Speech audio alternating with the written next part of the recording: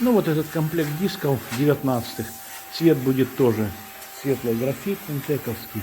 Сейчас на них наносится черная подложка.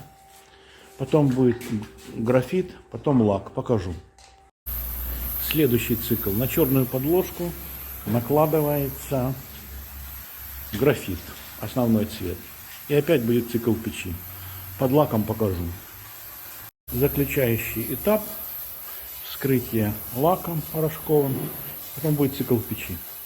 Вот 19-шки выехали под этим графитом интековским. Под лаком уже. Ну, как всегда, все идеально. Сегодня еще будем бороться с суппортами. Потом покажу.